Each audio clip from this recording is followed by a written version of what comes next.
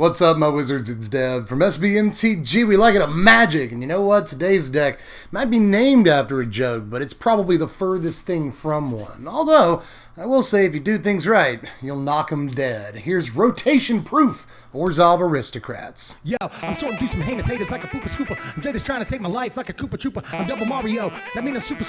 And I'm freaking dangerous like a Chupa Cabre. Got 'em all day like a Kanye, but I'm way better getting cheddar in Monterey. But Jack, you don't know, man. You got the show, man. You want roast beef? Well, I'm Arvis. Hey, look who showed up, and he's really happy. Now, first of all, this deck might pick up some pieces from Throne of Eldraine. Who knows? I sure don't. But what I can tell you is that even after rotation, with what we know about what the format's going to be like in the autumn, this deck already has all the tools it needs, not only to function, but to be a really good Magic deck at a pretty good price. This thing's only like $85 on TCG Player right now, so the budget's not super high on it. And it wins games. As usual, we played 20 games to gather clips and whatnot for this deck tag. Hey, buddy. And we won 14 of those games, so we only lost 6 games in a deck that's reasonably budget and is handicapping itself by not using a whole, 4 or 5 sets. So, not a bad record, and the deck only stands to get better once rotation hits. Let me go ahead and stop babbling and show you what we came up with. Well, we all know how cruel the world can be sometimes, but there's got to be somebody out there celebrating it, so we're going to play 4 copies of CC Babcock right here, old CNC Music Factory. Gonna make them sweat. We need a Blood Artist type effect, and this is about as good as it gets in Standard. And of course, she's really good in multiples. Once we get multiple Celebrants out, it kind of doesn't matter whether or not we actually get through for combat damage, and sometimes we can even kill the opponents on blocks. Just attack him with everything, let them get blocked, or block up during a big attack step from the opponent, and just watch the triggers go crazy. But of course, Celebrant only satisfies 1/2 of the Aristocrats formula. It's a celebrated mathematical equation. You got the Fibonacci sequence and the Aristocrats formula. So we need a Starsky to our Hutch, a Laurel to our Hardy, an Autumn to our Emma. And this time around, it's Priest of Forgotten Gods, because we need a sack outlet to go along with the thing that provides us die triggers. And even though Priest only lets us sack 2 creatures a turn and not infinite creatures for free, because apparently WotC does occasionally learn from their mistakes, it's still a really good card for this deck. And this is a Priest that really knows how to pray with an E. I've been waiting to use that joke since this card came out.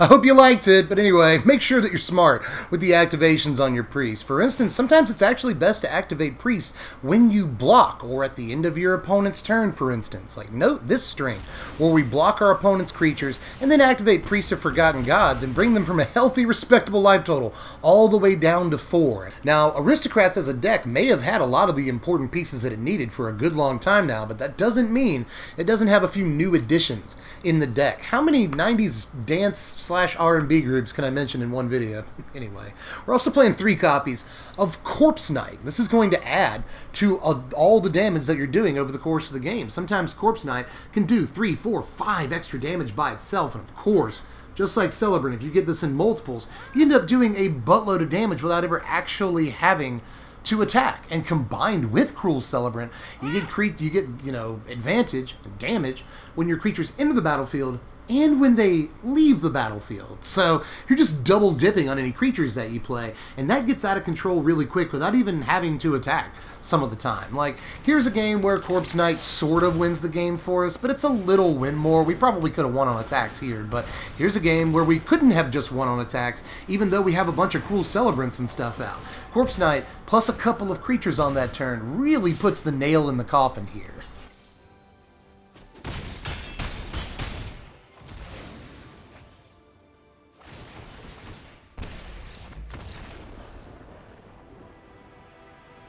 But back to the stuff you knew was going to be in the deck no matter what, like the 4 copies of Midnight Reaper. Yeah, we need this. It's a lot scarier than 3 PM Reaper. And one of my favorite things about Reaper in this deck is its interaction with Cruel Celebrant, because if you have both cards out at the same time, then Celebrant's life gain from a creature dying effectively cancels out the damage that Midnight Reaper would do to you, and that's a pretty effective combination, especially, again, if you get multiple Reapers out. It can be really insane the amount of cards you can actually draw. And the worst thing you can give an Aristocrats deck is more cards. Usually 2, 3, 4 cards off the top of your library is going to be worth way more than the creatures that are already on the battlefield, especially when you're getting Celebrant triggers and when you have a Corpse Knight or 2 out. You definitely want to draw creatures more than you just want creatures on the battlefield. So Midnight Reaper is absolutely insane, and in yet another card that works really well in multiples if you have the life to spare. Well, it should be noted by now that pretty much every card I've shown you so far both is a creature and wants you to play a bunch of creatures. So we're going to do just that in this deck. We want as many cards off of Midnight Reaper as possible, as much damage off of Corpse Knight and Cruel Celebrant as we can get, and of course we need creatures to sacrifice to Priest in the first place. So we're playing a bunch of creatures in this deck, and that calls for a lot of 1-drops, especially if we want enough creatures to sacrifice to Priest on an early turn, like say turn 3, and to play a fair amount of 1-drops. And of course, if we want to go like 2-drop into 1-drop on turn 3, we need a lot of 1-drops for that. So we're playing 10 in this deck, and I actually think that we could bump it up more. I'm just not sure where to make cuts, because this deck really, really wants 1-drops, and the 1-drops it can play are really important to it, like Hunted Witness, for instance. We're going to play 4 copies of this because it's maybe the best 1-drop for the entire deck. I'm torn between this and the next one, but at least 8 1-drops, because we have 2 1-drops in this deck that I kind of feel like we have to play, and Hunted Witness is easily one of them. Not only are you going to get, dies, triggers, and a new creature from Cruel Celebrant triggering off and Hunted Witness giving you a token, but also when you get that token from Hunted Witness, Corpse Knight will trigger off too, and sometimes it'll draw you a card off Midnight Reaper when it dies. It's just, Hunted Witness is easily the best creature to sacrifice to a Priest of Forgotten Gods, and if you can sacrifice 2 Hunted Witness to a Priest, well, that gives you another Priest activation on the next turn. But we also have to play 4 copies of Gutterbones in the deck. We won't get the creature back immediately when it dies like we do with Hunted Witness, but this is still another really resilient effect that sacrifices well, to say the least, and has a decent interaction with Priest of Forgotten Gods if you got nothing else to do with your mana. For instance, and sacrifice Gutterbones to Priest of Forgotten Gods, you get that 2 black mana and immediately put it back in your hand as long as it's your turn. So that's a pretty good interaction right there. But it's also a really resilient piece. Again, just like Hunted Witness, this gives us some sort of protection against wrath effects and spot removal, which is really important for an Aristocrats deck that's trying to keep creatures out at pretty much all costs. So we need things like these to both annoy control decks and to make sure that our important 2 and 3 drops can actually work. Now, you might remember from like a minute and a half ago back there that I said we're playing 10 1-drops in this deck. So we got space for 2 more.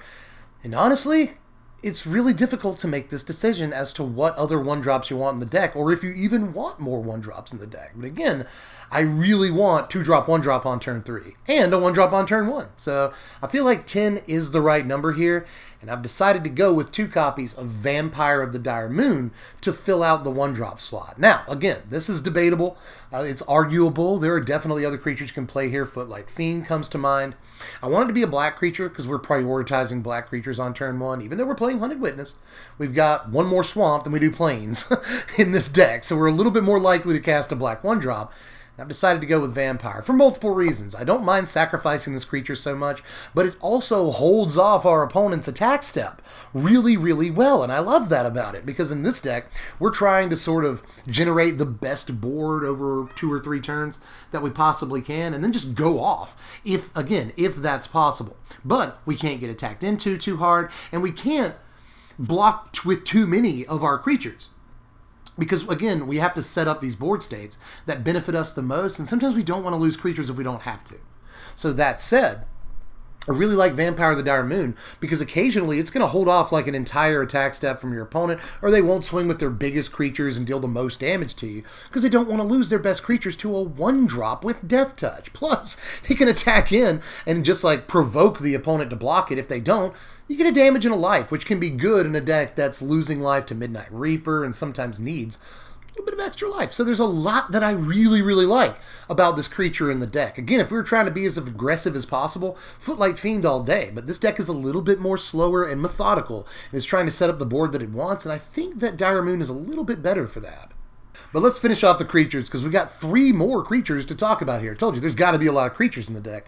And we probably should play a couple of Teysa Karlovs. Now again, with a more mid-range, slower philosophy, Teysa fits in perfectly. Even when I was making Mardu Aristocrats, I didn't much care for this card. I felt like Heroic Reinforcements was actually just way better in a more aggressive deck. But again, we're trying to get set up, and we're trying to get to Teysa Karlov in this deck. I mean, if you can actually set up the board you want, Cruel Celebrant or 2, maybe a Corpse Knight, Midnight Reaper, a couple of small creatures, Teysa Karlov is going to carry you to a win more often than not, because doubling the triggers on Midnight Reaper, Cruel Celebrant, it's just insane to be able to do that. Because again, sometimes it's going to lead to just wins out of nowhere on turn 4 when you drop a Taste of Karlov and then sacrifice 2 creatures to a Priest of Forgotten Gods, get a bunch of triggers, plus make them sacrifice a creature, draw a card, get 2 black and play something else, and all the time you're getting multiple triggers off of Cruel Celebrant, and if you have multiple Cruel Celebrants when you drop a Tesa,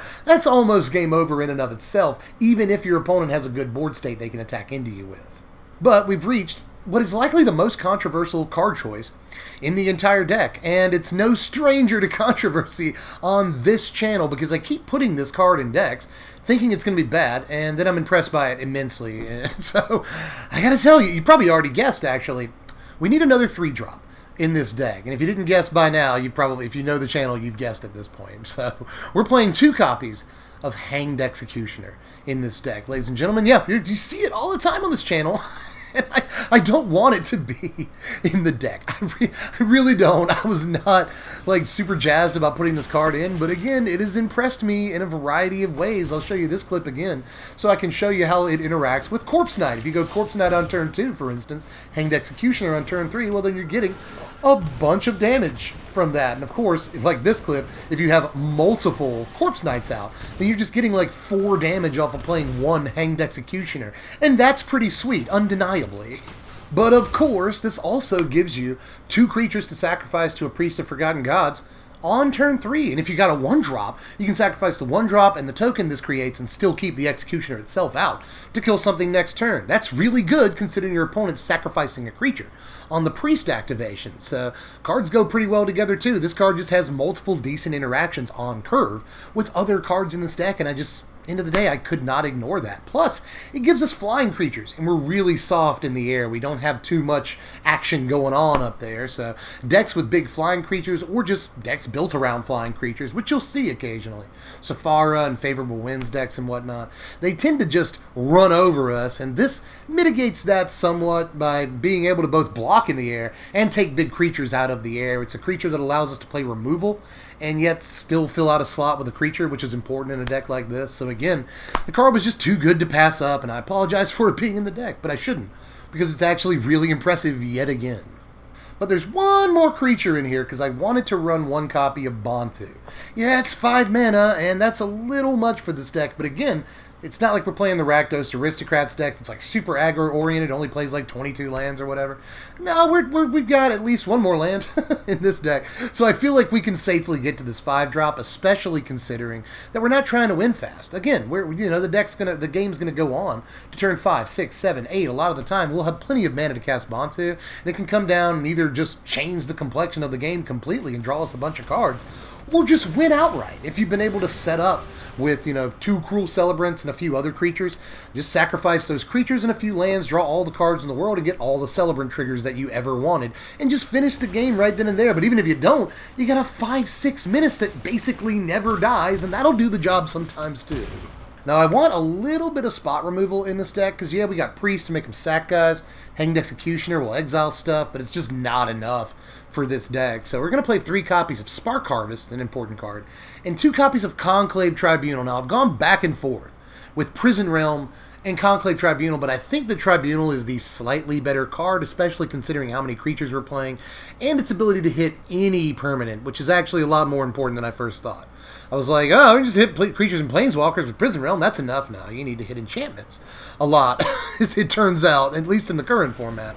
Who knows what happens after rotation, but while you're playing this deck for now, I just think Conclave Tribunal is the much better piece. But obviously, Spark Harvest is the one on the marquee here, because this allows us to sacrifice a creature. And even if we don't have creatures to sacrifice, or if we don't want to sacrifice a creature, we can still pay 5 for this, and I've actually done that a lot. But there's one more card in the main deck, because I couldn't resist playing 2 copies of Sorin Vengeful Bloodlord. I think you could make the argument the card doesn't need to be in the main deck, but it's probably won me more games than any other card, and in a vacuum is likely the most powerful card in the deck.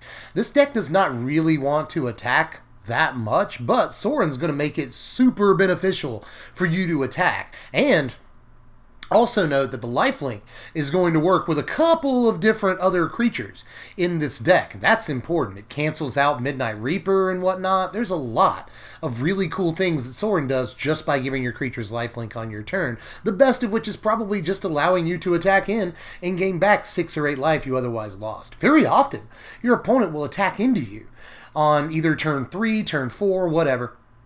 You don't have to block at all. You don't have to lose creatures because you know that you're going to play a land, drop your Sorin, and gain all that life back on attacks.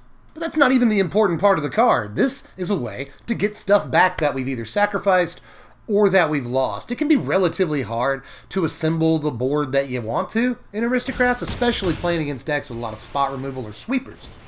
So Sorin can allow you to reach into your graveyard and reassemble the board that you want to. If your creatures died to spot removal, you need them back, and if they died to sacrificing, you sacrifice a Cruel Celebrant or a Corpse Knight to a Priest of Forgotten Gods. You can get it back that very same turn for, again, a really low loyalty investment. Now, there's 23 lands in the deck, and this setup gives us 15 black sources, 14 white sources. I think you might actually be able to come down on a white source here, but I haven't been brave enough to do it. I want all 14 because all of our relevant 2-drops, well, 2 out of 3 of our relevant 2-drops require white mana. Plus, we got Hunted Witness on turn 1, so I think this is a fairly even, relatively good distribution here that hasn't given me too many problems. And here is our incredibly simple sideboard. Just 4 cards here because we need Duress to deal with control decks, Noxious Grasp to deal with stuff in control decks mostly, but there's a wide variety of targets Noxious Grasp can hit. Great sideboard card. Let's play 2 or 3 of those. I went with 3. Bladecrafter in there again against control decks to make them discard or sacrifice Planeswalkers, and it's just a better card against them than Hanged Executioner and a couple of other cards that we're playing. For instance, Vampire of the Dire Moon can come out against control too if you're looking for stuff to take out. So Bladecrafter comes in against them, and Basilica Bellhaunt can come in against either hardline aggro decks that try to kill us as quickly as possible. The 3 life and the 3/4 body is good in that situation, but against control, it's also a way to make them discard cards and again put a respectable body on the battlefield that can kill Planeswalkers easily. So I like a lot about Basilica Bellhaunt, but I liked our other 4-drops just a little bit more, and I don't think we can go too overboard on 4-drops. I think the ones that we're playing in the main deck are a little bit more desirable, but depending on what you're playing against, sometimes Basilica Bellhaunt can just be an outrageous card, so I wanted it in the deck somewhere. That said, I think you could tool around with this sideboard a good bit to where it's completely different. I think Duress and Noxious Grasp and even some number of Plaguecrafter are almost definites, but at the same time, I think there's probably 5 to 6 slots in this board that you could fudge around with, and I wouldn't be too mad at you. Now here are your power rankings. A final score of 61. Pretty good. Again, for a deck that's like $85 on TCG Player, and I'm pretty sure you could work it down even farther from that. By the way, I didn't mention Massacre Girl. Massacre Girl is probably a good card for the sideboard, but anyway. And even my big Liliana, 6-mana Liliana, maybe play that on the board. Anyway, here's your power rankings. Final score is 61, and it actually performs a little bit better than 61 to my eyes. 14-6 is a pretty good record over 20 games, and even though it's not the biggest sample size in the world, I was very impressed by this deck. For it to be as cheap as it is, as far as the power goes, I think we'll give it a 7. Although, when was the last time you saw a lot of these cards in top 8s? They're not the most powerful cards in the world, but they all come together to form something that's greater than the sum of its parts. So I'll give it a 7 here, especially once you get rocking and rolling with the board state you desire. Yeah, it's a powerful deck, so we'll give it a 7. And then see it almost a 6, but I think it does. I think it gets its fingers on the rim of 7, so we'll give it to it. As far as speed goes, I'll give it a 5. It's kind of mid-rangey in terms of speed. It's almost never going to just blindingly crush your opponent out of the gate, even though we do have like 2 power 1-drops. We got Corpse Knight on turn 2 into Corpse Knight 3 and 1-drop on turn 3. We have fast starts. They're few and far between, and again, we're a lot more methodical than like the Red-Black Aristocrats deck at least. So I think we're sort of in the middle of the road in terms of speed, but once we set up the board that we want, the game's just kind of over all at one time. Problem is, that takes until turn like 6 a lot of the time. Now, Synergy is definitely the deck's strong suit. It's getting an 8 in Synergy and almost dunks on 9, but just not quite. Again, a synergistic deck is one that can very easily assemble all of the pieces that it needs to win the game, and this deck is a little bit more susceptible to spot removal than that, so I can't quite go 9 or even 10, obviously. And that has an effect on the versatility. It doesn't always have a parallel effect on the versatility when a deck is highly synergy driven, but in this case, it kind of does. You know, we've got some removal in the deck to take out important threats, but for the most part, we're just trying to set up our side of the board and not interact with our opponent if we can possibly help it, and that doesn't lead to a super high versatility. Yeah, again, we can take out important threats when we need to, and the way we sequence our turns can be different game to game, but again, it's not a versatile deck. It is, however, fairly resilient. We'll give it a 6 in resiliency this time around, and again, almost a 7. We've got Hunted Witness and Gutter Bones as our early drops to get around spot removal and sweepers and such. Plus, we've got Sorin in there to help get creatures back that we lose. We've got Midnight Reaper in there to protect against sweepers and against spot removal in combat situations.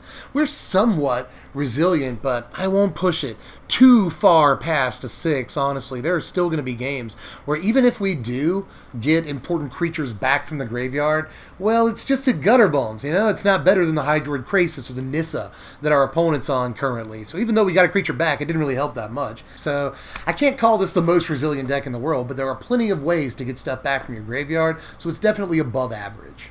I'll also give the deck a 6 in offense, too, just because it plays like nearly 30 creatures, so there's just a ton of offense technically. It's not the kind of offense that wants to attack, but it's kind of offense that can attack when it wants to. And once you have 2 Cruel Celebrants out, you kind of just attack anyway because you don't care if your guys die. So there's some offense in the deck, but for a deck with like 30 creatures, it's not exactly super high. And defense is even slightly lower than that, although it's middling. You know, we've got Conclave Tribunal, Spark Harvest, we've got Hanged Executioner, Priest of Forgotten God, so we can kill stuff in this deck, but Spark Harvest is either expensive or requires the sacrifice of a creature. Tribunal can be expensive if we don't have a bunch of creatures out. Hanged Executioner is not the best removal piece in the world, and neither is Priest, because it makes them sacrifice, and they get a choice in that matter. So even though we're playing a fair amount of removal pieces, none of them are like the best. Like Conclave Tribunal is the best piece of removal in the deck, but even then, it only adds up to like 10 different pieces of removal, and we could be doing a lot better than that. So even though the deck is middling in defense, I'm not going to give it any higher than that. Now in Game 1, I say a 7 because this deck does win the majority of its games, or at least it did in the testing that I did for the deck. 20 games on camera and about 15 games off camera, and we definitely are far above .500 win percentage in those games. So we can win, but in the best of 3 meta, it's a lot worse than it is in the best of 1 meta. All your opponent has to do on most occasions is side in Cry of the Carnarium, and your game is over, lady or gentleman, so do keep that in mind. The deck is very susceptible to sweepers, especially Cry of the Carnarium, a card that we absolutely hate under pretty much any circumstances, so keep that in mind. But Cry isn't the only card that murders the side of the sideboard, it's just one of the most prevalent and dangerous, so keep that in mind. And finally, we're fairly consistent. We'll give it an 8, but again, it's the kind of deck that wants to assemble a very specific board state, and it's not going to be able to do that every single game, especially when your opponent's interacting. So I can't necessarily give it a super high consistency score. We're not monocolored. We are playing some 2-ofs, you may have noticed, so again, not as consistent as we could be, but fairly respectable too. Now finally, to kind of break down the decks that we lost to while recording games for this deck tech, again, we lost 6 games. 2 of them to Nissa decks. One was a Temur Elementals deck running Nissa, getting a lot of value off Risen Reef. The other was just a mono-green Nissa deck, and that deck was awesome. We lost 2 more to Simic Flash decks. Both times they went first. This deck already wants to go first, but it especially wants to go first against a Tempo deck. So if it doesn't, we're dead in the water. That was definitely the case this time around. We lost another 2 games to Reanimator decks. One to Black-Red Reanimator, using Bonded Revival on Drakusith. We lost another one to Blue-Black Reanimator, a baby of mine, because they were able to get Agent of Treachery twice in the same game. So that was very bad. But aside from that, we won every other game, some of them against marquee decks in the format. So I do have a fair amount of faith in this deck, and if it picks up any pieces from Throne of Eldraine, it's just going to get that much better. And there's a few things you could cut. You could probably cut Vampire of the Dire Moon. You could probably cut Hanged Executioner. It would still be a fine deck. So there are soft, flexible slots in this list. And that said, if it picks up any pieces from Throne, it's just going to get way better. So do yourself a favor, pick this thing up for only about $75, $85 on TCG Player. Link in the description to the deck list down there if you want to check it out. Even if you don't, I just appreciate you being here. You've made it all the way through this video. That means that you probably like me enough to at least watch the videos. That's very nice of you. That means a lot to me. But if you don't want to click the link in the description, at least click the like button on your way out before you cut the lights down. Hit up the Patreon to pick what decks we do next, what videos we do next, and be informed of what we're doing 24 hours in advance. So do all that stuff if you can possibly do it or you have the time. Even if you don't, I'm happy that you're here. The watch time helps a lot too. I think that I am actually factually done. So I will catch you cats later. Thanks for watching, my wizards. Spread love and be kind.